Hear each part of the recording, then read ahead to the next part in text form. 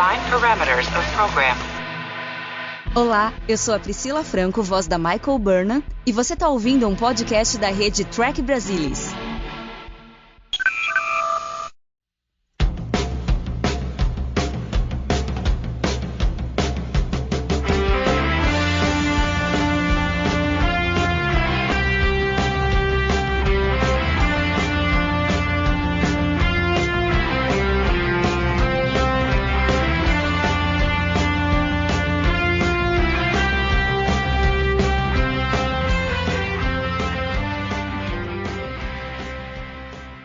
Olá, sejam muito bem-vindos ao Balde do Odo, o podcast da rede do Trek Brasilis para falar sobre a melhor série de Jornada nas Estrelas, Star Trek Deep Space Nine. E hoje vamos falar sobre o 25º episódio da segunda temporada, Tribunal. Coitado, vamos de novo torturar o pobre O'Brien. E para torturá-lo junto comigo estão aqui Luiz Castanheira. Boa noite, Luiz. Boa noite a todos, bom estar aqui de novo. E Alexandre Bortolucci. Boa noite, Ale. Olá a todos, é um prazer estar aqui com vocês novamente. Bom, esse episódio fazia muito tempo que eu não assistia, né? E eu acho que devo ter assistido uma, duas vezes, no máximo, porque o O'Brien nunca foi um personagem que eu gostava muito, então eu acabava passando batido pelos episódios mais focados nele. Mas eu tinha me esquecido como esse episódio dá um nervoso do caramba o episódio inteiro, você fica com uma sensação de impotência, assim, quando você vê. É interessante que eles tentam jogar várias coisinhas assim, não sei se sutilmente engraçadas, para uma situação que não é nem um pouco engraçada, mas ele tem assim uma coisa de um humor negro ali, né, para tratar de uma situação que o pobre O'Brien tá ali vivendo. Inclusive no começo do episódio é engraçadinho e mesmo no final. Ale, qual que foi a sua impressão inicial assim do episódio? Você lembra quando você assistiu a primeira vez? Eu posso perguntar isso para vocês porque vocês têm uma memória fenomenal, então muitas vezes vocês lembram qual a sensação de assistir um episódio pela primeira vez. Eu não faço a mínima ideia. Bom, eu lembro desse episódio de ter assistido. Eu comecei a assistir, me deu aquela impressão, lá vamos nós para mais um episódio, onde o O'Brien é tratado como o cara comum da estação, ele tá saindo de férias com a esposa, aí aquela confusão, aí tem um momento, quem nunca saiu de férias e ficou preocupado com quem ia ficar no seu lugar, ali ele tentando antecipar ali os eventuais problemas que pudessem acontecer, e logo depois ele encontra um amigo, um antigo companheiro lá da Rutledge, que é a nave que ele serviu antes da Enterprise, e ali ficou interessante, porque deu um setup legal, embora a gente tenha perdido ali um pouco do suspense, logo no primeiro ato ali, nem primeiro ato, é o teaser ali, eu achei interessante, ele encontra um amigo de muito tempo ali na estação, aparentemente de forma inadvertida, sem querer, e não era tão sem querer assim. Então quando eu assisti esse episódio a primeira vez, o que me deixou bastante incomodado, como você já bem citou aí, é realmente a forma como ele foi tratado no episódio de forma tão gráfica, né? Ele sendo torturado ali, sendo processado, né? Quando a magistrada chega ali para perguntar, já processaram ele? Sim, acabamos de processar. Ele tá machucado e tal. Has he been processed? He has. You were told he was not to be harmed. He had to be restrained. Bring him his clothing. I apologize for the way you've been treated, Mr. O'Brien. I'm Mokbar, Chief Archon. I want your stay here to be as comfortable as possible under the circumstances. I've scheduled your trial to begin in 2 days. You've been assigned the Venerable Kovat as public conservator. As what? Your lawyer. Many feel that he's the best counsel in all Cardassia. What do I need a lawyer for? What am I charged with? Who's accusing me? All in good time, Mr. O'Brien. All in good time.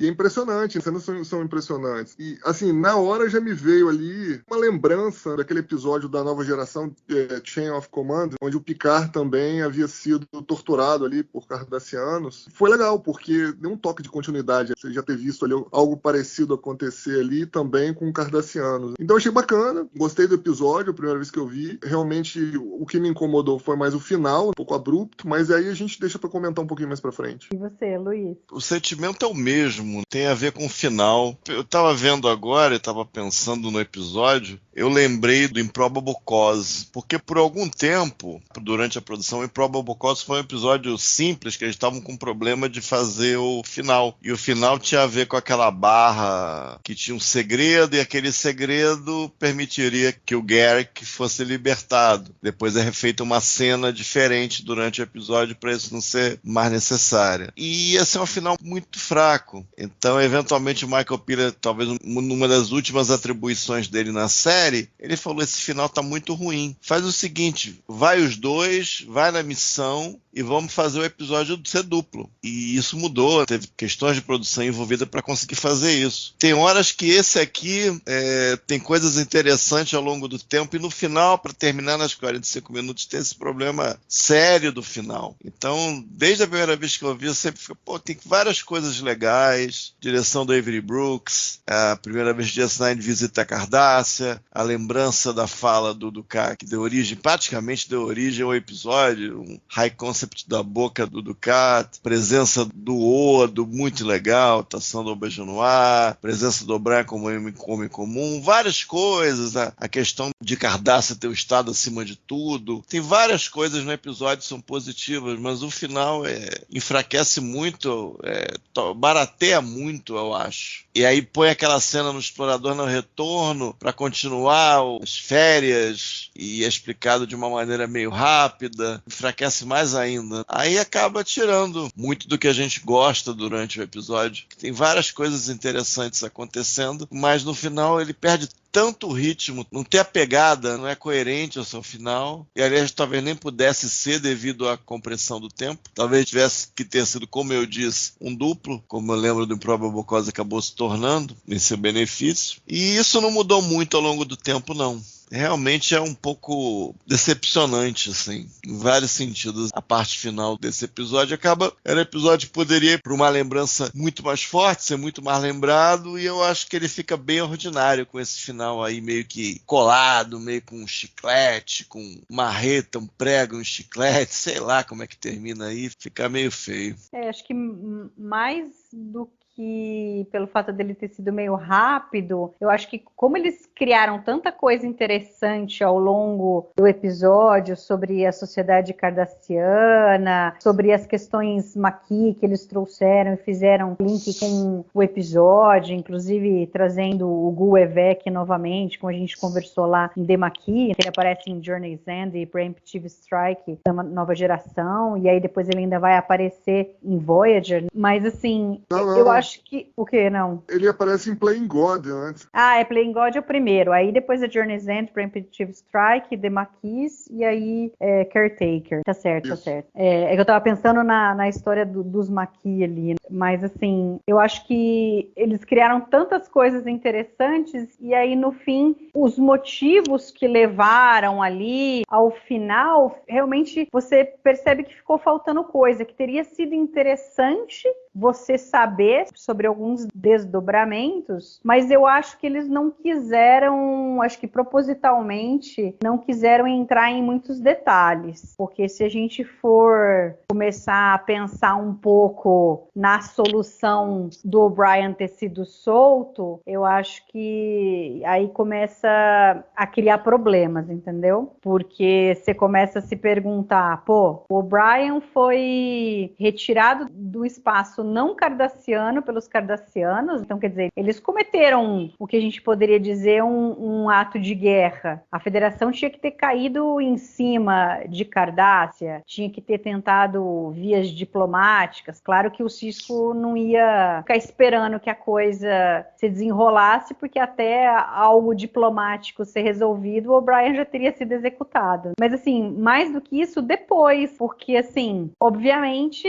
que os cardassianos estavam criando uma narrativa para poder justificar os ataques aos Maquis. Eles falam ali, aí ia ser uma justificativa para os cardassianos quererem retirar os colonos federados que tinham ficado do lado do território cardassiano. Então, quer dizer, por que a Federação não sentou na mesa ali de novo com eles e falar, gente, o que vocês fizeram não pode, vocês estão ignorando um monte de coisa, nós vamos resolver agora esse problema aqui. Nós vamos ter que mudar o tratado, sei lá o quê. Então eu acho que o final em si ter sido muito rápido pelo episódio em si, eu não vejo um problema. Eu vejo um problema é que se a gente ficar pensando muito, você começa a achar umas coisas assim que eu acho que eles não quiseram discutir propositalmente, que eles iam ter que explicar coisas que eles não queriam explicar. Não sei se vocês tiveram essa sensação. Não, eu acho que foi abrupto, sim. No meu sentimento aqui gerou um anticlímax ali, né? Porque o episódio vinha escalando. Primeiro tem aquela preparação, o setup, como eu disse, né? O episódio começa tranquilo, levinho ali com o Brian, você de férias e tal, e o negócio vai escalando, né? Quando ele é pego pra custódia ali do Império Cardassiano. Então o negócio vai escalando até de fato, o julgamento, né? Lá no tribunal. E de repente gera um anticlímax muito grande, porque o desfecho é surpreendente pro mal, né? Pro ruim, vamos dizer assim, né? E depois ainda aquela cena no Runabout ali, né? Acaba servindo como se fosse uma explicação, né? De toda a história do episódio. Nossa, aquilo ali me soa um pouco como aqueles finais, aqueles episódios da série clássica, naquele tom meio de comédia, assim, altamente nocivo, assim, até considerando tudo que o O'Brien passou, né? O cara foi torturado, ia ser executado ali na próxima semana, e ali depois ele aparece ali no Runabout tranquilão. Não, vamos sair de férias aí, tá tudo certo, vamos passar uma borracha nisso aqui. Então, assim, achei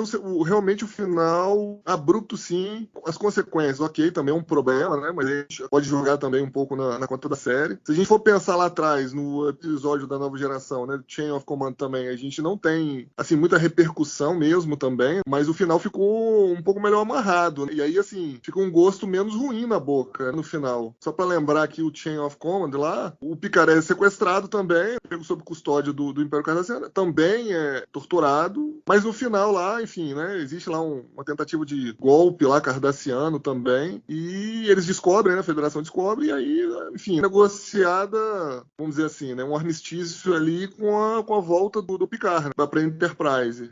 Não sei se eles poderiam ter pensado algum tipo de solução parecida, mas assim, do jeito que foi, o cara entrando lá no tribunal, né, o Boone lá, Raymond Boone lá, que é o amigo do O'Brien, que no final a gente acaba sabendo que ele não é o amigo do O'Brien nada, ele foi substituído por um agente cardassiano, que estava ali com umas mudanças físicas, cosméticas, né, para parecer que ele fosse realmente. E, enfim, ele entra ali no tribunal, a magistrada ali, não, então, ok, tá tudo certo, a gente tá vendo aqui que o O'Brien é um cara legal, vamos liberar ele. Pô, não dá, né? Não tem condição, entendeu? E assim, o episódio foi 40 minutos muito bem, como eu disse, foi escalando e foi trazendo essa ansiedade, essa perspectiva de vir alguma coisa bem legal no final, né? O que infelizmente não veio. E eu fiz até aquela brincadeira em off aqui que eu posso repetir. Pareceu um coito interrompido nesse episódio. A melhor parte não aconteceu. Realmente ficou um gosto ruim na boca no final. Decepcionou. Tem muita coisa legal realmente no episódio, mas muita coisa, mas deixou a desejar ali o final, né? Eu não vou dizer que estragou o episódio, mas assim, como eu disse, deixou o gosto ruim na boca. O que é incrível é que ele entra, a magistrada lá, ela praticamente não perde uma sílaba e ela já vai fazendo a retirada, sabe? Eu achei isso muito estranho, assim,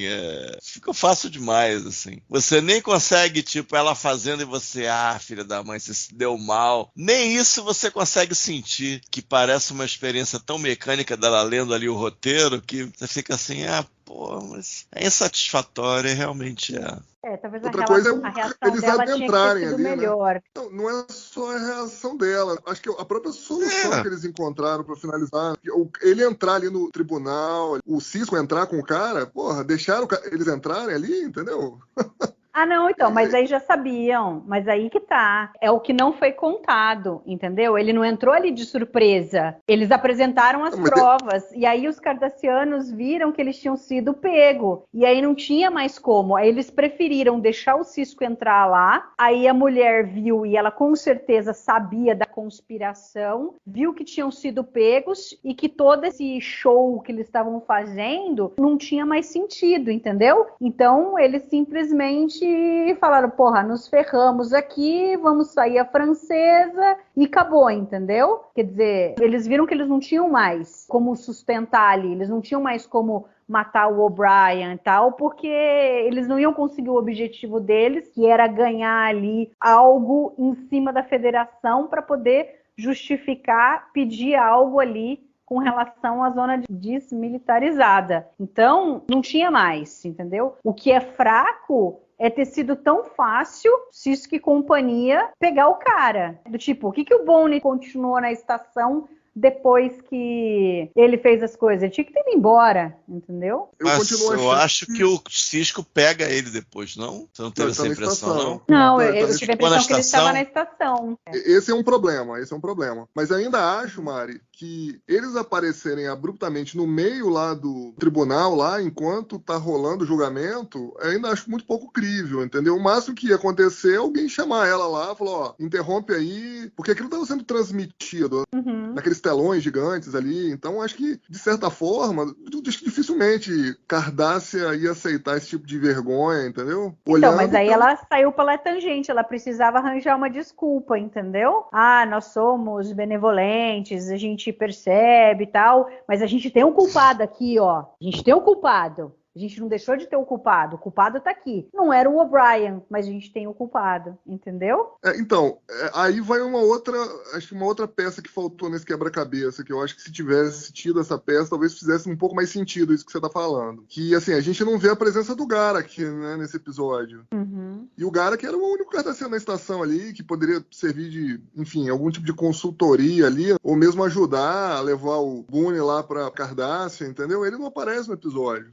Poderia ser como eu disse, uma peça desse quebra-cabeça que talvez fizesse mais sentido. Agora, eu continuo achando que o Cisco chegar lá no meio lá do julgamento foi muita forçação de barra, entendeu? Por mais que a magistrada eu acho lá que tem justificativa, isso não... É porque tinha muito pouco tempo. Ou era aquilo, ou então alguém chegar e chamá-la. Esteticamente, talvez seja até pior. Tipo, alguém chegar no ouvido dela e falar, aconteceu isso assim, ela tentar dar uma... Talvez esteticamente fosse até pior, entendeu? Porque a gente... Eu acho que a dá pra construir, tipo, a gente chega ali com o cara, o Cisco chegar com o cara, vamos aceitando o que a Mayra falou, tipo, o Cisco chegando ali com o cara, ele tem salvo-conduto, ele vai passar. Então, aceitando isso, ou ele aparece ali, ou o assessor dela chama. Então, talvez, pela estética, fosse melhor ele aparecer, mostrar ali, toca uma musiquinha, ela fala o que ela falou, que foi que conseguiram. Mas, de qualquer maneira, não é grande coisa, para dizer o mínimo, de qualquer forma. Tem um impacto maior ele aparecendo ali.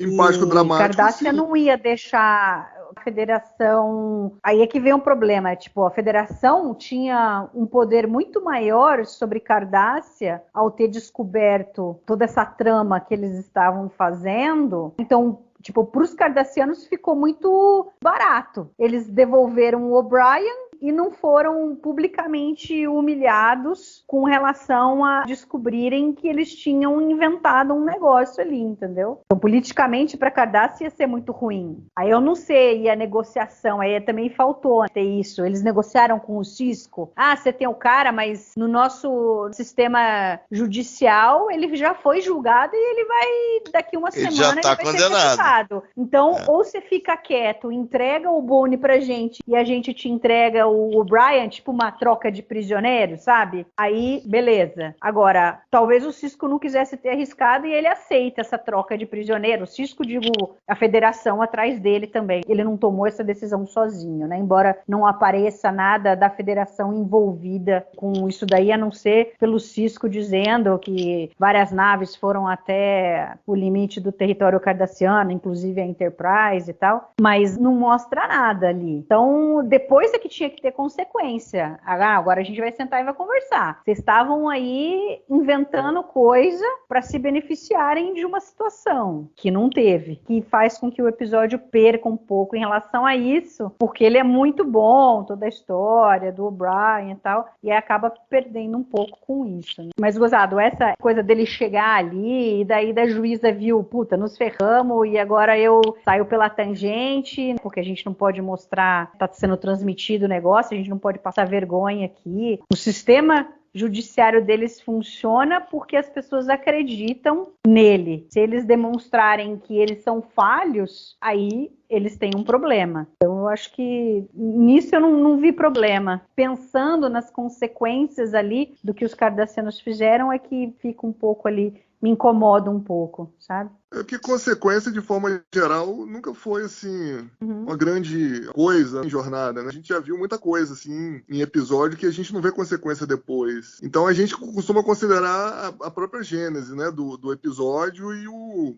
que foi tratado dentro dele como se fosse um universo meio que finito. Embora Deep Space Nine tenha começado a mudar isso. Mas não então, dá pra ser sempre, né? Não deveria ser nunca, na verdade, né? De certa maneira, tem coisas que não são resolvidas aí. Tipo, a questão Maquis, se você tomar o Evek, o que ele fala no episódio, a atitude de Cardassian, que tem a ver com os Maquis, a participação daquele Maquis lá nas sombras, falando com o Bashir, contando a história. Então você pode interpretar isso, é uma coisa que já estava vindo, já tinha sido estabelecida anteriormente, e ao mesmo tempo não é resolvida ali. Então, eventualmente, teríamos mais histórias aí sobre o Maquis até o desenlace definitivo desse arco. Então, por exemplo, isso aí a gente vê que não está limitado pelas paredes do episódio. Mas essa história em si do aprisionamento do O'Brien, dessa quase que uma peça de propaganda que eles moldaram aí, realmente não tem a força que poderia ter, assim, fica meio decepcionante contar disso. Porque ao mesmo tempo que a gente espera que depois a gente vá ver mais sobre isso, dado que quando a gente sabe que a gente não vai mais ver sobre isso, acaba enfraquecendo o episódio. Se a gente pensa que depois a gente iria saber mais, aí beleza. É que eu acho que assim, os Maquis não tinham sido criados para Deep Space Nine, eles foram criados para Voyager, mas no fim eles se encaixaram bem em Deep Space Nine, eles conseguiram fazer algumas histórias interessantes, só que daí eles tinham que deixar para Voyager, que no fim não abraçou nada da causa Maquis, foi aquela resolução ridícula no final de Caretaker já, que todo mundo virou amigo, todo mundo feliz para sempre, né? Só que perdidos no quadrante Delta, e aí acaba que os Maquis não tem mais vez em Deep Space Nine, que eles podiam ter continuado, inclusive as consequências aqui das ações dos Cardassianos em Tribunal. Mas enfim, são coisas assim que eu vejo que enfraquecem um pouco o episódio, mas ainda assim é um episódio realmente muito bom, melhor do que a média da temporada. É que a gente vinha assim também numa sequência de episódios excelentes, aí esse daqui dá uma retraída um pouco, mas ainda assim é muito bom. Daí outra coisa assim que eu pensei aqui, que também ainda nessa questão de que é algo que me incomodou um pouco, porque assim, não sei como que vocês viram isso, mas a juíza, pela fala final dela, eu diria que obviamente ela sabia de toda a trama, ela não estava ali sem saber nada. Agora eu fico pensando, eles não deixaram o negócio se estender demais? Porque se eles tivessem feito um julgamento mais rápido, acaba, para não dar chance da federação criar alguma coisa que pudesse quebrar o julgamento, trazer provas e tal, de alguma forma que eles tivessem que aceitar, que foi na realidade o que aconteceu. E toda a construção da coisa foi meio falha, né? Tipo, o cara vai lá e faz a voz do O'Brien, algo que facilmente se descobre, aí o cara continua lá na estação. Assim, o sistema judiciário deles é tão perfeito e bobearam nisso. Isso me incomodou um pouquinho também. Acho que aí é meio que carta marcada por ser, obviamente, o roteiro de um episódio de TV. Se ele fosse perfeito, a história não ia acontecer. Mas assim, se a gente for voltar um pouco para o que o defensor lá, legal do O'Brien fala, o Kovac, que é como se fosse o advogado de defesa, vamos dizer assim, que eles usam outro nome lá. Ele fala pro O'Brien logo no começo. Interessante, né? Que ele fala que o sistema legal deles é para funcionar dentro dos termos cardassianos. Ele até fala,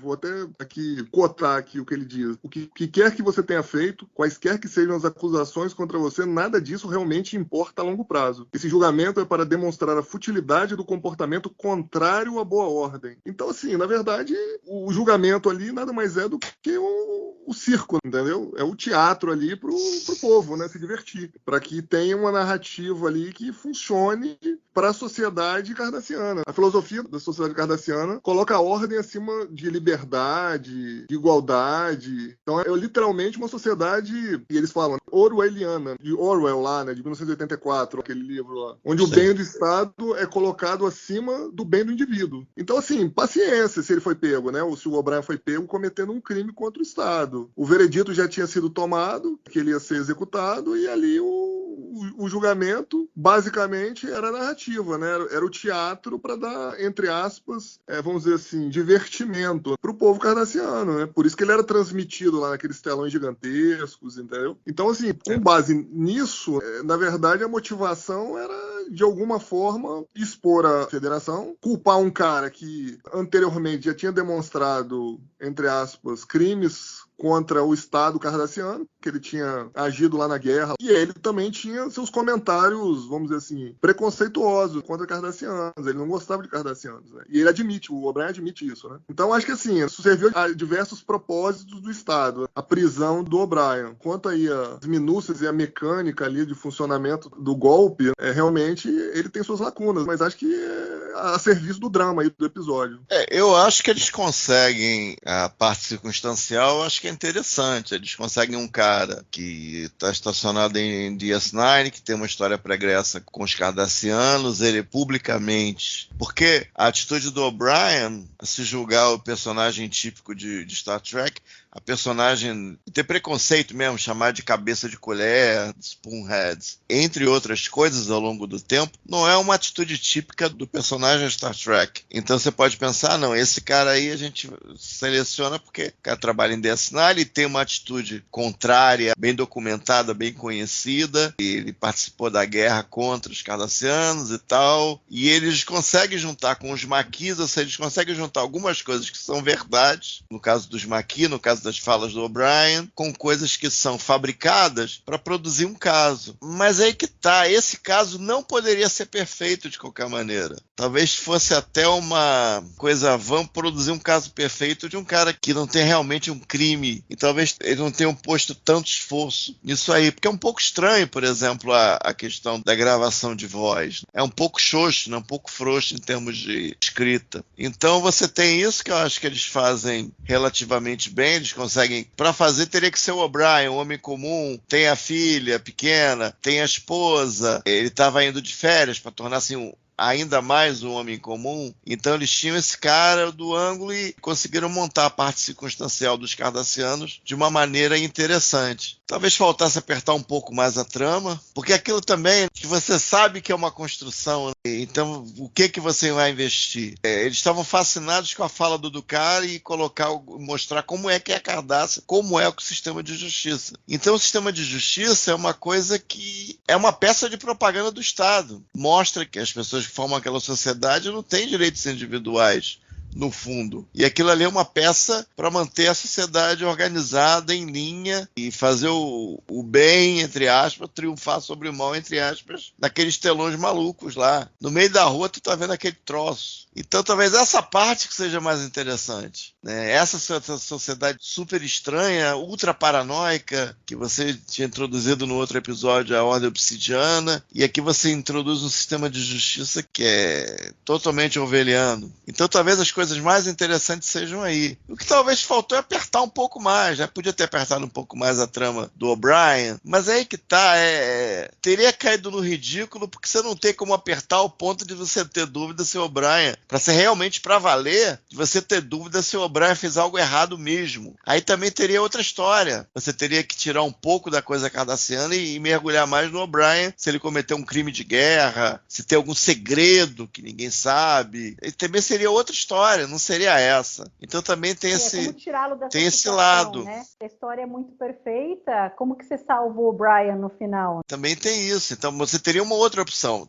Mas aí essa outra opção de ele ter um segredo, aí não casaria bem com você gastar tanto tempo, valores de produção e tal, concepção, para mostrar o sistema de justiça cardassiano. Também nem precisasse de tanto. Isso poderia ter sido desvendado de outra maneira. E você mergulhar mais dentro da psique do personagem e por que ele fez aquilo, o que aquilo significou para ele. Em certa medida, já não é um segredo, mas é um segredo após a punição em Hard Time, da 4ª temporada. Mas é um episódio muito mais sobre o personagem, né? Muito mais orientado ao personagem em si, muito mais de mergulho, assim, naquele caso extremo até. Então poderia ter um segredo naquele nível que eu deixaria ao ponto do tomar a própria vida e você explorar isso. Mas a história não era essa, era uma acusação fajuta, uma história circunstancial, final e utilizar aquilo para fortalecer o papel do Cardassiano na zona desmilitarizada, tentar alguma coisa mais do tratado, fazer a Federação ficar mal na fita e, para a audiência, mostrar aquela propaganda. Então a proposta foi essa. O que eu acho que mesmo nesses termos, o final não agrada, entendeu? Então eu tô tentando assim distinguir o que seria um outro tipo de episódio, que não é esse episódio. Ele é um homem inocente, literalmente. Então talvez você pensar num homem inocente acusado por um sistema totalmente absolutista, uma propaganda, você pense mais até em termos de estética, uma boa parte em estética, e aprecie o episódio nesses termos, sobre o que ele é nesses termos, esquecendo uma outra coisa da trama. E eu acho que ele funciona melhor pensando assim. Eu acho que tem coisas que poderia ser de outra maneira, mas seria também, eu digo, outro episódio. Eu gosto disso daí também que você falou, com relação ao sistema cardassiano, né, de justiça, que eles estão mostrando nesse episódio, porque acho que casa muito com o que a gente viu até então dos cardassianos. Então é a propaganda deles,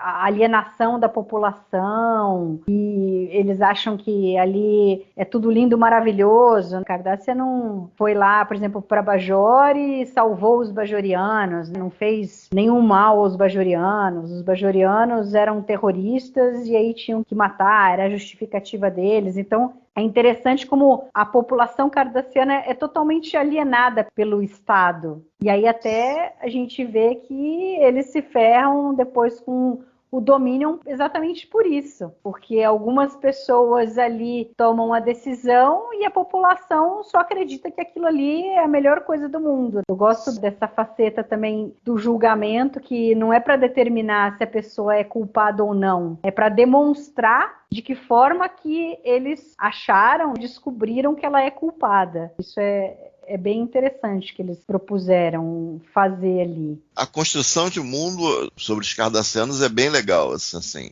A atitude deles, o plano deles tem a ver com os outros planos. Uma sociedade assim realmente produziria grandes paranoicos como o Garrick e o Enabran Sen, além deles serem espiões, mas os outros não estão tão longe assim, né? Em diversos momentos a gente percebeu, eu lembro até daquele, se eu não me engano, do contato do Quark no The Wire, que ele tá lá naquele falando com o cara e bota o código e soa uma sirene, fica, sei lá o que acontece lá, procurando tornar em imagens a extrema paranoia que uma sociedade que é construída com esse sistema de justiça cria, alimenta e retroalimenta e assim vai. Eu acho que isso é legal.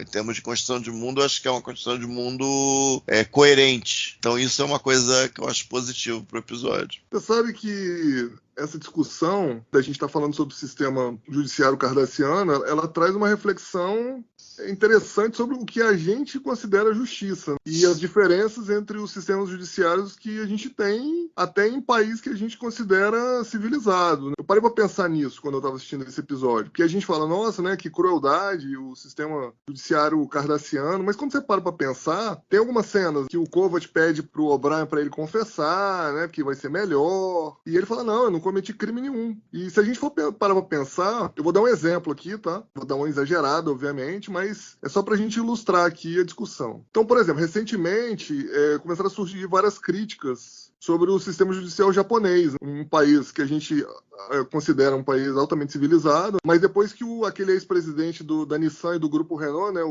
aquele franco-brasileiro de origem libanesa, o Carlos Ghosn, foi preso, né, lá em novembro de 2018, os críticos começaram a afirmar que o sistema judicial lá do Japão, ele precisava ser revisto, que ele exerce uma pressão grande para a confissão, e que na prática não há uma presunção de inocência, e que esse sistema judicial japonês seria como se fosse um sistema de reféns. Então, só para lembrar um pouquinho aqui do caso, embora exista, né, oficialmente ali uma presunção de inocência, o Carlos Ghosn, que era o presidente lá do Grupo Renault, e quando ele estava retornando para o Japão, ele foi preso por promotores japoneses, não foi pela polícia, foi por promotores. Ele foi levado em custódia lá para a prisão, ficou ali preso sem advogado e sem contato com ninguém, e ele era interrogado por até 12 horas por dia sem presença do advogado, e ele era incentivado a confessar que ele tinha, né, cometido um crime. E assim, tem diversos relatos na internet sobre outras pessoas que passaram a mesma coisa. E por outros tipos de crime, por exemplo. Vou dar um exemplo aqui também de uma artista japonesa, a Megumi Igarashi. Ela fez um caiaque por mais absurdo que possa parecer, ela fez um caiaque para andar no rio, na água, enfim. Ela pegou o molde da vagina dela e fez um caiaque. E ela disponibilizou as informações, né, para qualquer pessoa fazer esse caiaque numa impressora 3D. Cara, ela foi presa por causa disso. Ela foi presa por obscenidade 2 vezes. E também foi interrogada, também foi ali, entre aspas, forçada a confessar, entendeu? E o sistema judiciário japonês, 99% das pessoas que são processadas, elas são condenadas.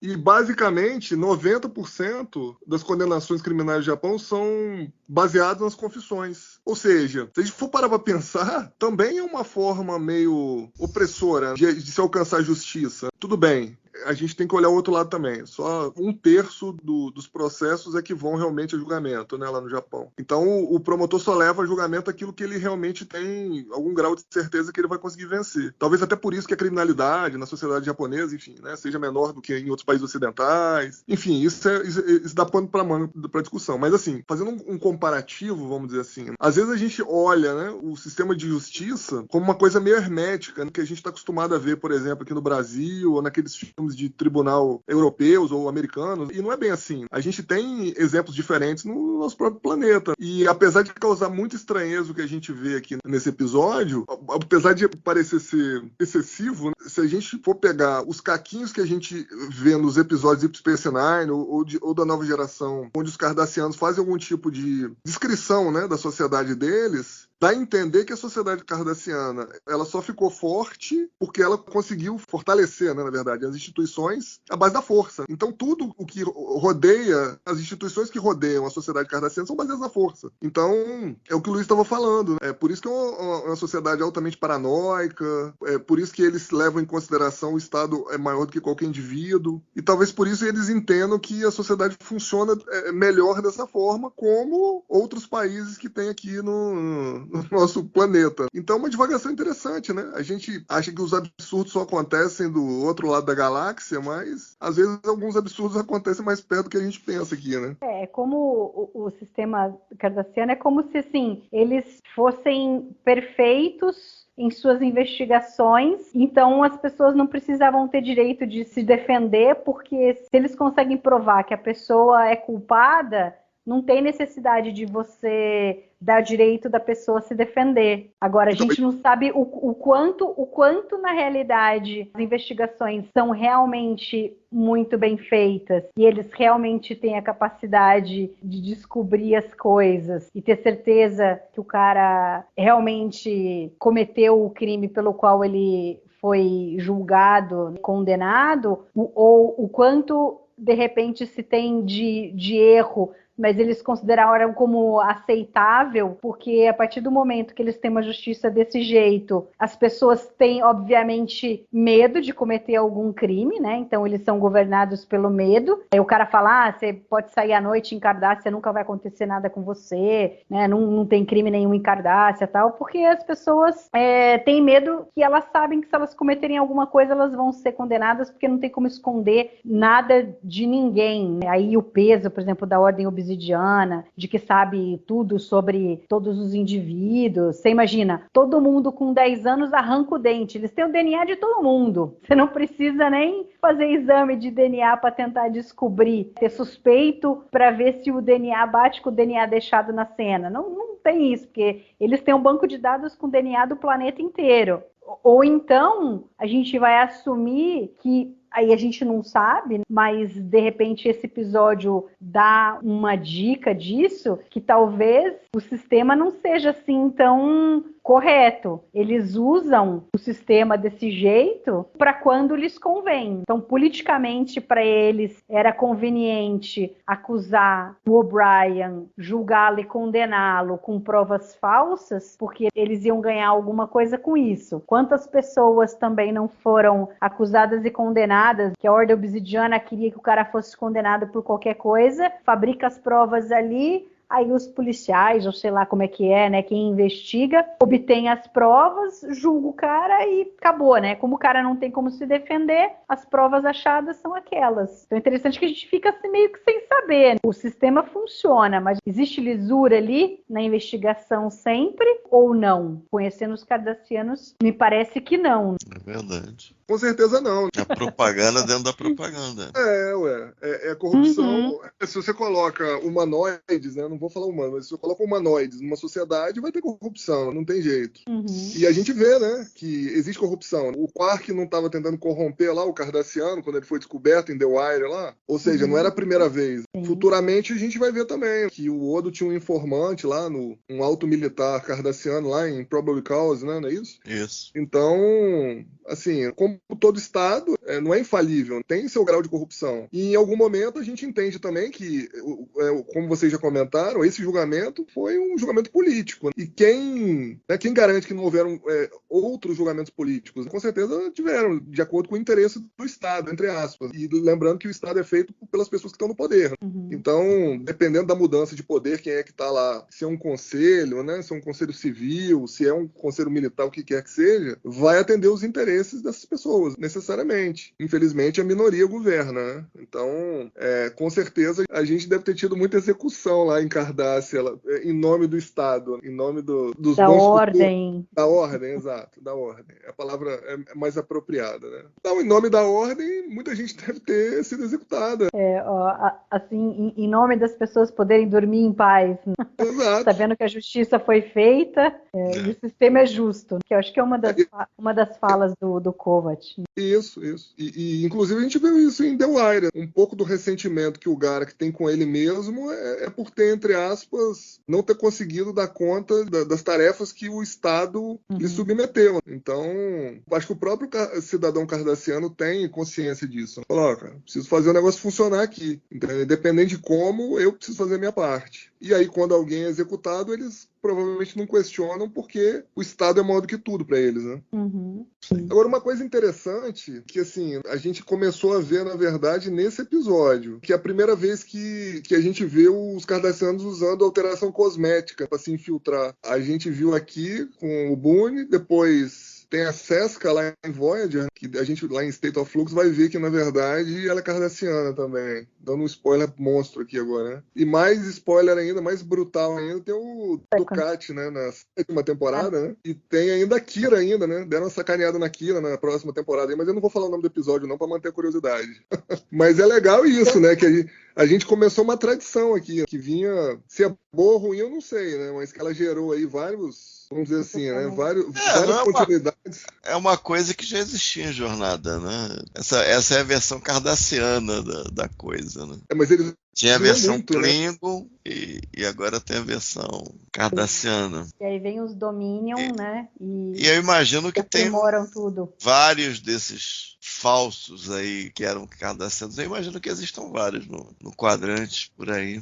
Mas foi reutilizado assim. Foi uma coisa que não foi só para os termos desse episódio. Realmente foi uma coisa que foi reutilizada, é verdade. Inclusive no finalzinho com o Ducati. Agora, outras coisas assim que são muito boas desse episódio, eu acho que são dois personagens, principalmente, dois atores que mandaram muito bem, que é o Colmini e o Auberjonois. Gostei demais da atuação dos dois, muito embora o Colmini, né, o O'Brien fica ali a maior parte do tempo ali preso, né, no tribunal ali e tal, mas a cena inicial dele ali sendo preso e sendo processado é ultra forte, é muito bem dirigida, né? A gente vai falar sobre isso também, porque tem uma direção do Avery Brooks, é bem particular, assim, tem várias coisas ali que ele coloca em cena, e depois a cena do O'Brien conversando com o Odo da primeira vez também é muito boa, muito, muito. E aí o Odo arrasa ali, né, no tribunal, peitando a juíza. E aí um terceiro que daí é o ator convidado,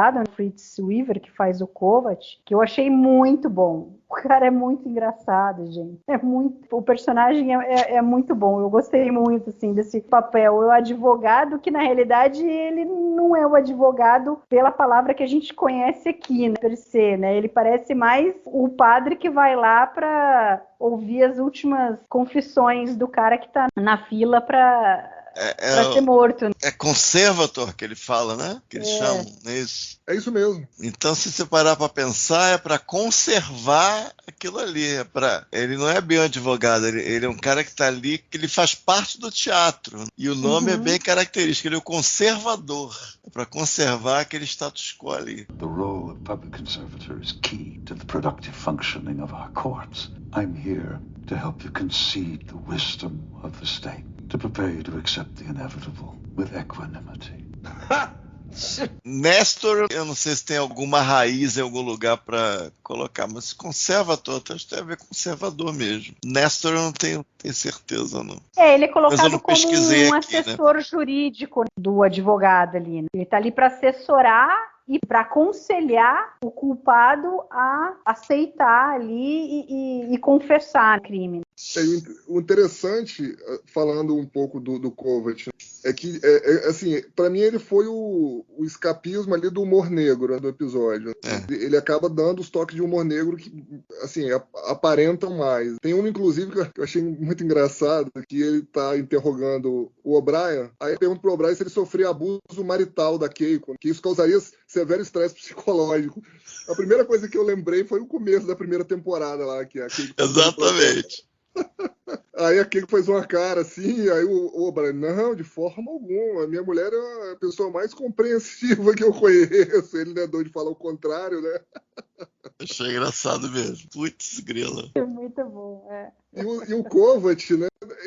A caracterização dele é meio caricata, assim, de um burocrata, acomodado, exclusivamente a serviço do Estado. Vai se aposentar, né? Com pressa de se aposentar, não querendo arrumar problema. E as últimas falas dele são interessantes, né? Que ele pergunta pro Odo, né? Mas o que aconteceu? Aí o Odo responde, você ganhou, cara. E ele comenta, eles vão me matar, né? Eu vou morrer. Parece isso, né? Mas enfim. What happened? You won. They'll kill me. Eu acho tipo, que, assim, ele nunca ganhou nenhum caso, porque não tinha caso a ser ganhado. Né? Exato. Tipo, não assim, existia na história de Cardácia ganhar um caso. Eu não tô aqui pra ganhar, meu querido. Eu tô aqui pra perder. Como ganhei? Vou morrer por isso. Tá doido, entendeu? E uma hora ele quer desistir. Uma hora ele quer desistir. A juíza falou assim, não. Você fica quieto, você não vai desistir de coisa nenhuma. Senta ali. Madam Marcon, I am extremely humiliated. I ask to be relieved of this assignment. No, sit down. Ela manda ele sentar umas 3 vezes. Aí ele vai e senta. Ele tem que obedecer tudo. Ele morre de medo. Ele tem que seguir o show. O circo tem que continuar, não pode... Meu Deus. É isso aí, é isso mesmo. E o Odo ali, né? Também é interessante. Se a gente for parar pra pensar, assim, as participações, não só dos convidados, que tiveram algum grau de estrelagem aqui nesse episódio, mas ali, por exemplo, quem participou, quem é do elenco principal, mas participou menos. Eu acho que a própria ali, a gente tem ali um conflito quando eles começam a investigar se o O'Brien tem algum tipo de culpa ali. É interessante alguns questionamentos que a Kira levanta, porque ela, querendo ou não, ela... Enfim, nunca pareceu ser muito amiga do O'Brien, mas precisa fazer algumas perguntas. E ela tem a coragem de fazer. Ela falou, olha, a gente sabe do passado do O'Brien com os Cardassianos. E se a gente achar alguma coisa aí? E se foi ele mesmo? E aí o Sisko fala, cara, a gente precisa ficar sabendo. Se foi ele ou se não foi, então vamos procurar. E é legal também a parte que o Bashir defende muito ele, assim. Eles já estão amigos aqui. E o Bashir defende, não é possível que vocês estão acreditando que o O'Brien fez alguma coisa. Tipo assim, completamente fora do profissional ali, ele, né? Ele totalmente no pessoal ali. E aí o Odo, desde o começo, eu acho que ele tá muito dentro, assim, cara, do personagem. Porque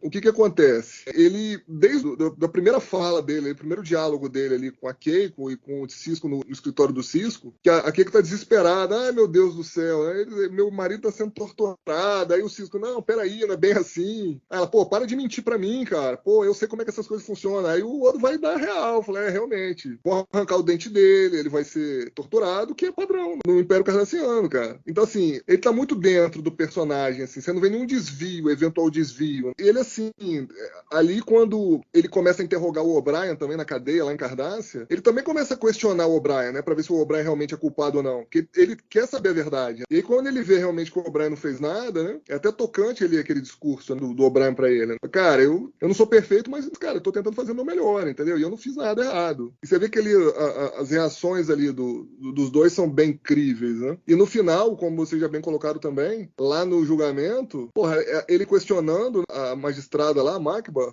né? Por tabela também, tá questionando ali o sistema, né? De justiça cardassiano, por ele não ter chance de provar a inocência do O'Brien com novas provas, com o que quer que seja. É muito interessante, porque ele também não passa de um certo limite. Então, assim, ficou bem caracterizado, assim, é o Odo. Assim, eu vou dar crédito aqui ao Avery Brooks aqui, cara, porque eu acho que tem muito a ver com a direção dele, né? Você vê que ele focou principalmente na direção de atores aqui. Você vê que não teve nenhum exagero, nem pra mais, nem pra menos. Todo mundo que participou do episódio, teve seu momento de fala ali, foi bem, cara. Todo mundo. A Keiko, o Bashir, a Kira, a Dax um pouco menos, mas participou um pouco menos. E todos os outros atores tiveram algum tipo de estrelagem aqui. Né? Os convidados aí, que a gente já começou a comentar, né? O Fritz Weaver, que fez o Kovac, a Caroline Lagerfeld, que fez a magistrada, né? A Makbar, o próprio o John Beck, que fez o Boone. Então, assim, eu gostei muito, assim, cara, da direção de atores do Avery Brooks. Não que ele não tenha feito, obviamente, uma direção legal em outras partes. Eu achei que ele focou mais na direção de atores aqui, né? Deixa eu só comentar algumas coisas que você falou de algumas cenas aí a gente fala sobre a direção, porque tem bastante coisa de direção para comentar, de cenas e tal. Do que você falou, tem uma coisinha assim, só que eu não concordo muito embora a Kira seja a pessoa que mais parece que ia ficar questionando, pô, será que o cara realmente não é culpado, tal? Eu fico em dúvida, assim, se eu gosto, se eu não gosto. Eu mais tendo a não gostar de ter sido ela nesse papel, porque eu acho que ela, acima de qualquer outra pessoa, não gosta dos cardassianos e sabe o que ia acontecer com o O'Brien, entendeu? Então eu acho que teria muito mais sentido dela ter o papel que o Bashir fez, além do próprio Bashir, claro, mas eles queriam ter duas opiniões diferentes, mas assim, ela desconfiar de que os cardassianos estavam criando alguma coisa para incriminar falsamente o O'Brien. Então, porque ela é muito contra os cardassianos, entendeu? E ela já teve essa ligação com o O'Brien antes de lá em The Homecoming, quer dizer, ela já sabia que o O'Brien odiava os cardassianos e aí ele vai com ela lá para salvar o Linalas, entendeu? Então ela tem uma ligação com o O'Brien nesse sentido. Então eu achei que forçaram um pouco fazer ela ser o papel ali do advogado do diabo. Ah, será que o O'Brien não é culpado? E ela insiste, ela demora para a hora que ela investiga e descobre que tem do cara ali, Maqui ali e tal, aí ok, aí beleza, não, descobrimos, tal, ok. Mas isso me incomoda um pouco, assim. E quanto ao Odo, eu achei muito legal e talvez essa seja a justificativa, talvez, do Garak não aparecer, porque embora o Garak seria um cara, não, conhece super a justiça cardassiana, poderia dar dicas, poderia de alguma forma ajudar, mas assim, o Garak não ia ser o cara que ia poder ir para Cardassia, porque ele é exilado. Agora, o Odo não. E aí a gente já teve lá o setup inicial lá em Necessary Evil, que ele começou sendo investigador, que o Ducati colocou ele para investigar. Então é legal que faz todo sentido ele conhecer o sistema cardassiano e ele poder fazer parte do negócio. Então acho que talvez se o Garak tivesse entrado, talvez fosse mais uma informação para você ter num episódio que já faltou minutagem. Então eu gosto que eles focaram no Odo. Acho que o Berjonat tá incrível. É muito legal a cena que você falou ali, quando ele chega para conversar com o O'Brien, e aí ele começa a fazer as perguntas. Pô, o O'Brien fala, pô, mas você tá aqui me investigando também? E é muito característico do Odo. Quer dizer, ele quer ter certeza. Ele tem essa coisa que ele, não, eu conheço as pessoas. Então ele vai lá, interroga o O'Brien, aí vê, não, realmente ele é inocente, beleza. Have you ever had any dealings with the Maquis? Dealings? No. I'm not sure what you mean. Do you know anybody in the Maquis? No. Ever supplied any of them with weapons? No. Why are you here to interrogate me, Constable? Aí ele muda, né, o posicionamento dele e tal. Então você vê que ele tá agindo como o Constable ali. Beleza, agora esse é o meu papel, tô fazendo o meu papel. Ah não, você é inocente? Maravilha, então. Então daqui pra frente a gente tá na mesma página, vamos seguir aqui. E lá durante, né, o julgamento é legal porque obviamente que ele conhece o sistema. Então ele sabe que ele não pode falar, ele sabe que ele não pode interromper, que ele não pode fazer pergunta, mas você vê assim, que fica uma sensação de que ele está tentando atrasar o negócio, né? E irritar a juíza. É muito boa, assim, a interação dele com o advogado ali, com o Kovacs também é muito boa, assim. O Kovacs fica louco com ele, louco. Eu acho excelente, assim, desde que ele aparece para falar com a Keiko. Eles bolaram uma maneira interessante dele se inserir, esse tal de Nestor. Faz todo sentido. Foi uma ideia boa e faz todo sentido, né? Às vezes a gente fala, não, tem que enfiar o cara lá, inventa um negócio, mas não cai tão bem com o que a gente já conhecia. Nesse caso, cai muito bem. Na conversa com o O'Brien, tem um momento lá de um beat sobre a pessoa acusada. E o beat, eles estão olhando pra frente e nesse momento para e os dois olham pro outro. Para marcar bem aquilo ali. A gente pode pensar que o Odo falou aquilo pensando talvez nos eventos do Remain Alone e talvez nos eventos do Things Past. No caso do homem ser acusado, caso sem ter culpa, é Remain Alone. Mas o caso do cara ter culpa, em algum sentido, Things Past. Eu achei que aquele beat ali, o subtexto que o René trouxe, como traz com frequência, foram muito benéficos. E na coisa dele ali no tribunal propriamente dito, é aquilo, né? Como você vai manter o sistema cardassiano como impiedoso, rápido e ao mesmo tempo permitir a interação ali. Então não sei, talvez outra coisa poderia ter sido mexido, mas o que foi pedido dele, como foi escrito, ele fez muito bem. É o controle da voz, o controle que é interessante quando começa a olhar de cima, acho que fica um barato, ele aí abaixa a cabeça ainda. Mas eu não sei muito bem do que eu estou falando, eu peço vênia à corte, porque eu não conheço, é a primeira vez que eu participo, e consegue desenvolver, é muito legal. Chega uma hora, puxa o saco do Kovacs, o cara, você que tá puxando meu saco, você tá puxando, aí o cara joga lá pra cima, tipo aquela coisa histriônica, tipo meu, não, gente, isso aqui eu tô atuando mesmo, o Kovacs, não é over the top. Ele não tá fazendo over the top, ele tá fazendo over the top porque é o papel do personagem dele fazer over the top naquele circo, entendeu? Então é muito legal, eu acho. DS9, assim, quando pensa assim, em caracterização, tem coisas que ela tem e preocupações que eles tinham nesse quesito que séries começariam a ter mesmo, e depois elas trouxe quando a série tava acabando, assim, em 2000 por aí. Essa piada aí da Keiko, que a Keiko era passiva-agressiva, e né, no começo ali da primeira temporada isso seria um tipo de abuso, pegar essa piada hiper profunda e jogar naquela coisa do Odo chegar lá para falar com o O'Brien, quase que um mini interrogatório, aí no final quando o O'Brien sacar o que ele tá fazendo, ele falar, sim senhor, esse tipo de coisa, esse tipo de cuidado é muito característico da série. Talvez até uma outra coisa de trama você não tem muita firmeza, ao final, nesse caso aqui o final é meio problemático, mas você vê aquilo, você acha bacana, aquilo ao mesmo tempo te entretém, você quer ficar ali com aquelas pessoas porque pelo esforço que foi feito pela produção de torná-las mais vivas, mais interessantes, e isso é muito legal, e aqui você vê isso em diversos momentos, eu acho muito legal. Agora então, do que a gente tinha começado a falar, né, sobre a direção, Ale, fala um pouquinho aí, porque assim, eu sou uma pessoa que não presto muita atenção nisso, mas esse episódio, ele chama muita atenção em algumas cenas. É um episódio que tem muitas cenas assim gravadas mais no escuro, que é uma coisa difícil, né, de você fazer, porque você precisa ver o que está acontecendo, mas ao mesmo tempo dá um ar diferenciado ali. Por exemplo, a cena na enfermaria com o Bashir, quando aparece o cara para dizer que o Boone não tem nada a ver com os Maquis,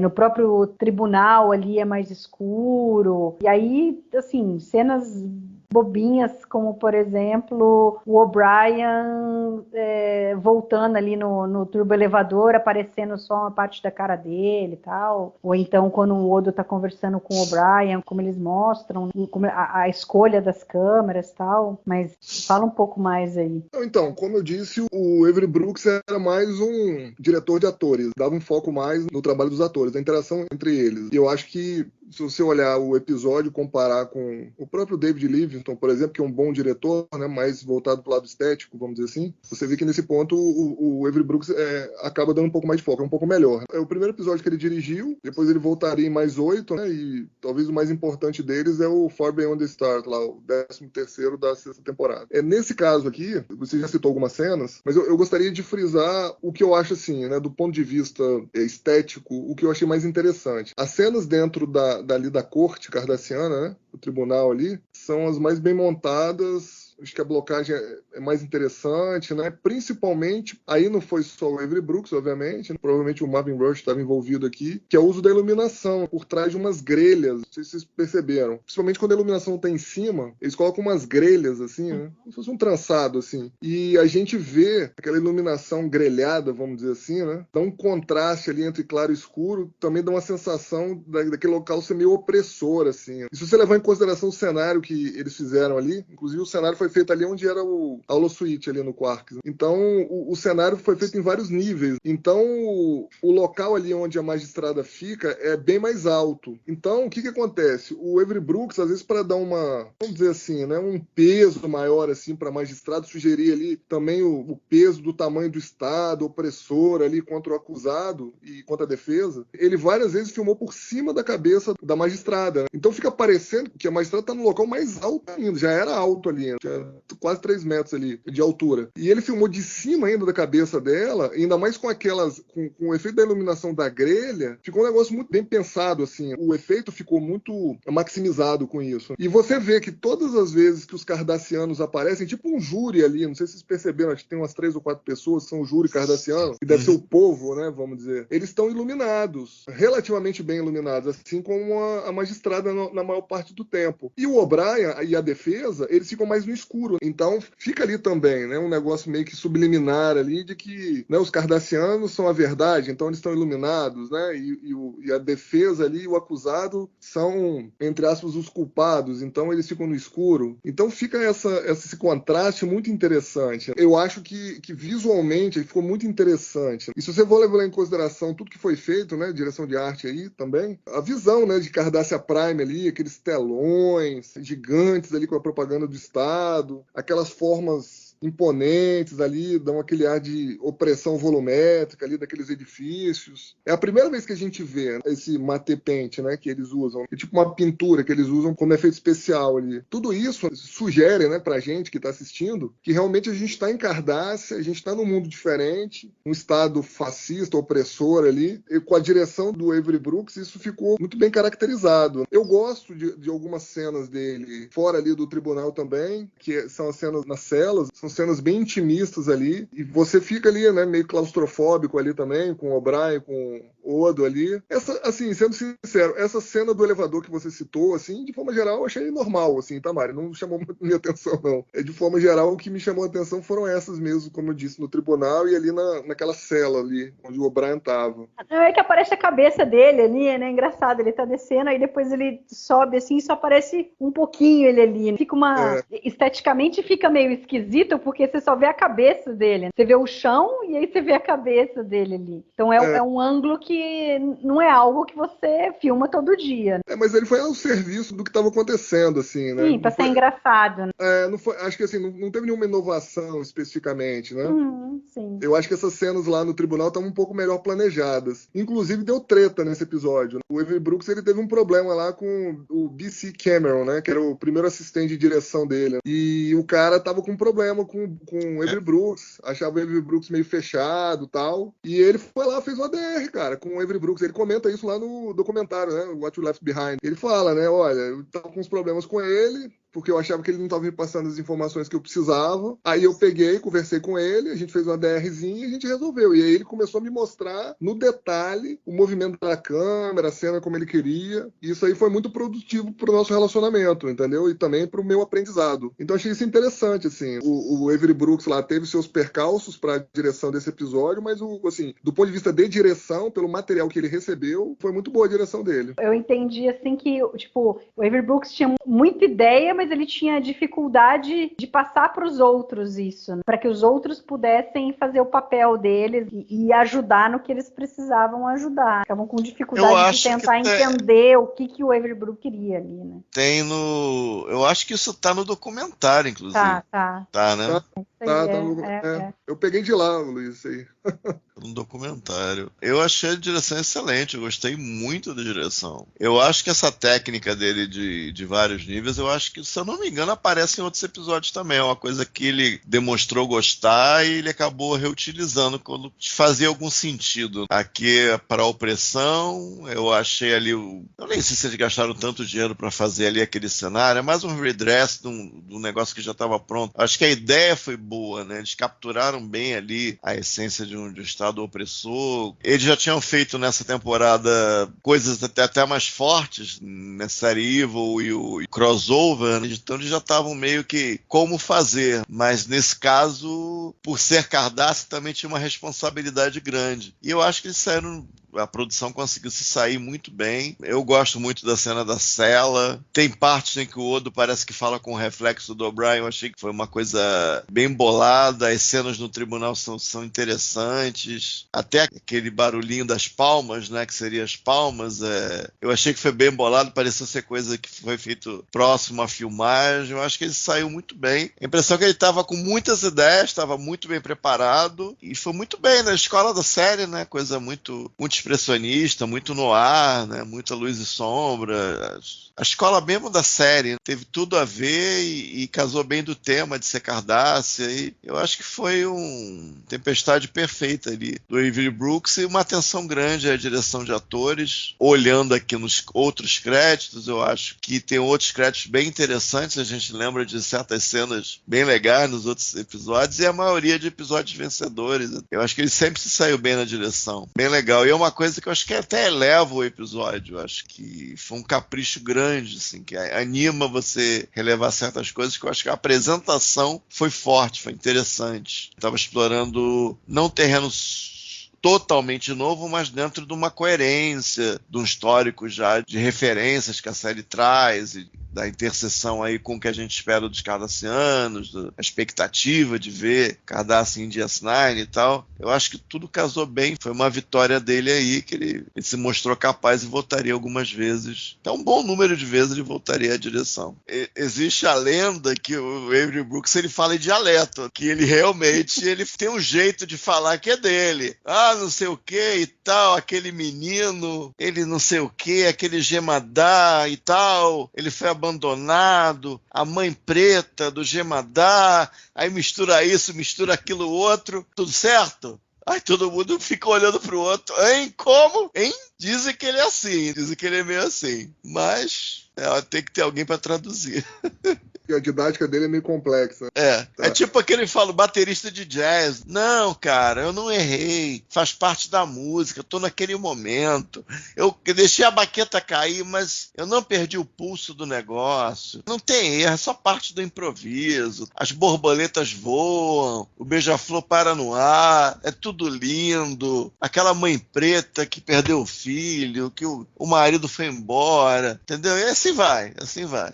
Só para contextualizar uma coisa aqui, a gente estava falando dos cenários, né? O Luiz até falou, acho que eles não gastaram muito para fazer esse cenário. De fato, não. Mas o interessante foi a tentativa de unidade que eles tentaram dar, por exemplo. A arquitetura da estação... Que parece o cenário daquele jogo do O'Brien e do Bashir, né? Não parece? É o do Racquetball, você fala lá? Do tipo O'Brien do Rivals, não é? Não é tipo aquilo? É o mesmo cenário, na verdade, que é onde é o Holosuite, né? Lá do Quark. Eles usaram aquele ambiente. Mas o interessante é que eles deram o seguinte pra gente, público, entender que a gente estava em Cardassian mesmo. Se a gente olhar a arquitetura da estação, o gabinete lá do Cisco, o escritório do Cisco, ele fica no nível mais alto quando você chega em operações. E ele até comenta isso no emissário.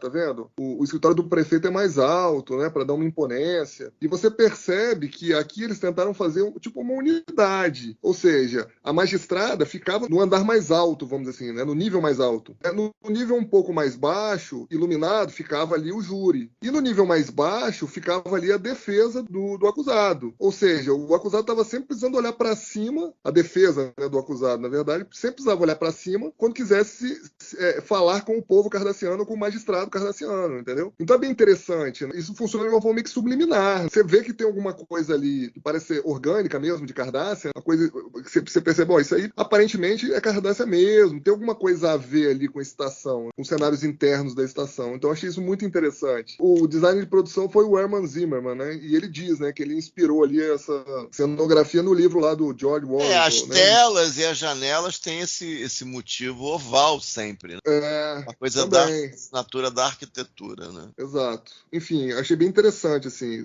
Teve uma continuidade, vamos dizer assim, no processo criativo estético ali. Então ficou muito bem feito. Só para complementar aquela cena que vocês dois já comentaram, do Odo conversando com o O'Brien ali na cela, é muito legal, porque o Odo tá falando e a gente realmente vê o reflexo do O'Brien sentado ali. E aí depois corta pro O'Brien e dá aquele close, assim, né? Fica mais perto dele. Aí depois corta de novo pro Odo, aí o Odo tá falando e você vê o O'Brien só no reflexo. Eu achei essa cena muito interessante, como foi filmada. Eu gostei bastante. Aí tem uma coisa que eu reparei, e até o Ale falou do júri ali. Vocês tiveram a impressão que aqueles 3 sentadinhos eram crianças? Porque me pareciam que eram crianças ali, e não adultos. Eu não sei se todos, mas pelo menos um pareceu.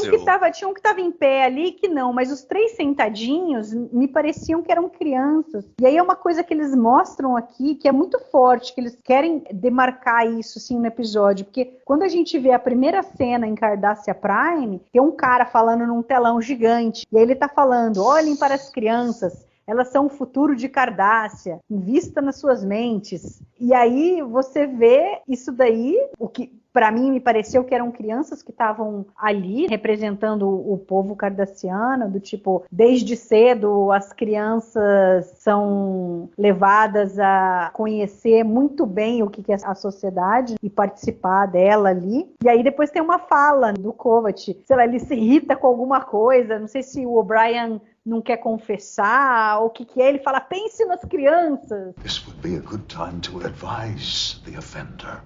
Advise him to do what? To confess, to throw himself on the mercy of the court, of course. I never heard of a Cardassian court showing mercy. That is not the point. Think of the children, sir. Allow them to see a glimmer of enlightenment as the offender realizes that the end is near. Let him use his last breath to show remorse. É interessante porque a gente já vê também do Cat lá de trás, dele dizendo o enfoque que ele dá na família, nos filhos, na importância e tal. Então é legal que esse episódio mostra isso daí. É sutil essas coisas, assim, não é o principal do episódio, mas tá ali por trás ali, você tá vendo aquilo. Subliminar o negócio. Aí você fica, como o cara diz daquela maneira over the top, aquela coisa meio canastra, você fica pensando, será que o Ducati também não acreditou na própria propaganda? Será que aquilo ali era sincero mesmo? Depois, eventualmente, a gente descobre que sim. No primeiro momento, talvez não, mas depois, eventualmente, pelo menos uma foi muito importante, a gente viu. Mas te faz pensar de toda maneira. É interessante. E uma última coisa, assim, que me veio na cabeça quando eu estava assistindo o episódio, é meio que, tá certo que tem um spoiler gigantesco aí, mas enfim, tipo, é meio que uma licença poética, porque Bajor também foi mostrado, né? Quando, eu acho que é no emissário que mostra a imagem de Bajor, que também é uma pintura. da mesma forma como eles fizeram aqui, mostrando o Cardassia Prime. Essa primeira vez que aparece Bajor lá no emissário, a gente vê que tem um monte de coisa destruída, porque faz menos de um ano que os cardassianos desocuparam Bajor, eles estão tentando se reconstruir. E aqui a primeira vez que aparece Cardassia Prime é toda no seu auge. E aí ao longo da série, embora Bajor já é perceptível logo na primeira temporada, porque aí depois aparece de novo o Bajor num dos episódios da primeira temporada, não lembro se era a primeira ou se era a segunda, mas acho que é da primeira, e quando você compara as duas imagens, você já vê que um monte de coisa que estava destruída na primeira imagem, ela já está recuperada, ou seja, Bajor começou de um jeito, toda destruída, e foi se arrumando ao longo do tempo, foi se reerguendo. E aqui Cardassia a gente vê ela no seu auge, e aí no final da série a gente vai ver essa mesma imagem de Cardassia toda destruída. Então, tinha uma licença poética, assim, eu acho muito interessante. Não sei, obviamente que não é algo, assim, pensado, de propósito, nem nada, né? Mas quando você olha a série como um todo, isso chama atenção. Ale, tem certeza que você ainda tem coisa aí para falar, né? Tem umas coisinhas aqui do pessoal que trabalhou. Primeira menção aqui, que o episódio foi escrito pelo Bill Dial, que já havia co-escrito o roteiro de The Alternate, dessa segunda temporada, com o Jim Trombetta. Esse aqui ele escreveu sozinho. E depois ele escreveria ainda o roteiro de Eye of the Needle, né, da primeira temporada de Voyager, que também eu gosto desse episódio também, muito bom. Depois ele não escreveu mais nada, enfim, para Deep Space Nine, mas fica a menção aí que foram alguns bons episódios aí. E esse episódio é levemente inspirado no livro póstumo do Franz Kafka, né, de 1925, O Processo, né, em português, né, The Trial, que conta a história de um cara chamado Joseph K., que ele acorda uma manhã e, enfim, é processado, ele é sujeito a um processo, né, por causa de um crime não especificado. Ele não fica sabendo por que ele está sendo processado. Ele vai preso e tal. Tem até um filme do Orson Welles sobre esse livro, uma adaptação, não é exatamente igual ao livro, é até razoável, tá? O Orson Welles gostava mais do filme do que eu, tá? Segundo ele, era a obra-prima dele como diretor. É um filme de 1962 com o Anthony Perkins. Mas eu honestamente não curto muito, não, assim. É mais ou menos pra mim. Um pouco mais pra mais, mas sei lá, não me chama muita atenção, não. Falando um pouco aqui sobre os atores convidados, o Fritz Weaver aí que fez o Kovac, ele ficou mais conhecido por uma minissérie que ele fez em 78, que ele concorreu ao Emmy. Não sei se vocês já chegaram a assistir na infância de vocês, mas ela chegou a passar na Globo, no SBT, até na Rede Manchete. Ali pelo final dos anos 80, começo dos anos 90, chama Holocausto. É uma minissérie de 1978, que tem um elenco super... Não, viu? Não, tem um elenco super estrelado, cara. Não. Michael Moriarty, a Meryl Streep, o James Woods, o David Warner, e ele perdeu, inclusive, o Emmy, né? O Fritz Weaver, né, que fez o papel do Kovac, ele concorreu ao Emmy, mas ele perdeu o Emmy daquele ano de 78 para o Michael Moriarty, nessa série mesmo, Holocausto, de tão boa que ela era. Acho que venceu 8 Emmys, se não me engano. E ele, por curiosidade, trabalhou no episódio da Twilight Zone, né, Além da Imaginação, lá do Rod Serling, lá, aquela série dos anos 50 e 60, um episódio chamado O Homem Obsoleto, The Obsolete Man, e que ele, por coincidência, ele era o juiz numa sociedade distópica, fascista, e ele condena um cara à morte, e aí quando ele vai lá... Ele? Oi? Caraca, é ele. Ah, legal. Pô, bem sacado. E aí, assim, aqui ele faz o papel de defensor, aí nesse episódio ele faz o papel do juiz que condena o cara lá, por o cara ser obsoleto. E no final o cara prova pra ele que quem é obsoleto é ele, juiz, né? Legal. Enfim, a Caroline Lagerfeld, que faz o papel da magistrada lá, da Macbar, era mais uma atriz de teatro ali, francesa, fazia algumas participações em filmes e séries de TV, faz até hoje, né? Talvez o papel dela mais conhecido seja o da enfermeira Van Eyck, no filme Minority Report, de 2002, né, do Steven Spielberg. Um filme lá com Tom Cruise, baseado lá num conto do Philip K. Dick. Qual o papel? Não sei se você vai lembrar. O Tom Cruise, ele precisa retirar os olhos, trocar os olhos, pra ele não ser reconhecido. Sei. Então, aí ele vai operar num cafofo lá com um cara, aí o cara tá assoando o nariz, num lugar meio nojento, e ele fala, conheça a minha assistente, a enfermeira Van Eyck, ela tá no banheiro, aí ela dá descarga, sai sem lavar a mão. Ela? Ela. Coisa, hein? Aí ela tá caracterizada no Minority Report, ela tem uma pinta debaixo do nariz do tamanho de uma moeda, de tão grande, cara. Tá legal, lembrei. Aí ela abusa do Tom Cruise, vai levantar o Tom Cruise, passa a mão na bunda do Tom Cruise, enfim, aí talvez ela seja mais conhecida assim, de forma geral, por esse papel. E por último aqui o John Beck, que interpretou lá o Raymond Boone, né, que era o amigo do O'Brien, mas não era, ele também fazia poucos papéis assim, de destaque, embora tenha um rosto conhecido, né, na época, lá nos anos 80, 90, ele ficou realmente conhecido por um papel que ele fez em Rollerball, Os Gladiadores do Futuro, de 1975, né, aquele filme com James Caan. E, enfim, acho que a curiosidade é que ele fala, durante o episódio, o Raymond Boone, que ele serviu com o O'Brien na Rutledge, e que ele fala, mas o O'Brien fala, mas você saiu da frota, você tá do lado cardassiano? Mas você não participou do massacre de Setlik 3? Aí o cara fala, é por isso que eu saí da frota. Aí o O'Brien fala, é por isso que eu fiquei. Well, after what we went through in the border wars, I don't know how you can live there. You were there at Setlik 3. That's what got me out of Starfleet. Really? That's why I stayed in. Então achei interessante também, né? Assim, fizeram um total relação, um vínculo com o que já tinha sido apresentado em outros episódios para o O'Brien. Chain of Command. Como que é o nome daquele, Luiz? Aquele episódio da Nova Geração, que o capitão fica meio louco, que era um ex-capitão do O'Brien. The Wounded. The Wounded, exatamente. Então, assim, algumas frases soltas, assim, alguns episódios da Nova Geração serviram de bom linha de roteiro aqui para esse episódio. E só para finalizar, aqui uma trivia mais geral. A gente tem uma citação da Enterprise. Eles citam que a Enterprise tinha ido para a zona desmilitarizada junto com outras duas naves. Foi uma homenagem, porque esse é o primeiro episódio de Deep Space Nine sem a Nova Geração na televisão. A Nova Geração tinha terminado uns dias antes, tinha sido apresentado lá o último episódio da Nova Geração, e esse era o primeiro episódio que realmente a Deep Space Nine estava sozinha na televisão. Então acho que eles fizeram como uma homenagem. Citar aqui a Enterprise, que a Enterprise tinha ido ajudar lá na zona desmilitarizada. Acho que é isso. A minha é dose de falar, né? Essa é. Eu me enrolo toda. É muito ruim. E você, Castanha, tem mais alguma coisa? Sei, eu acho que eu já falei. Direção, sistema. Não, eu acho que é basicamente isso. É um episódio que tem um apelo estético bem legal, bem bolado, bem dirigido. Tem coisas que não são resolvidas nele. A história principal é resolvida de maneira insatisfatória nele.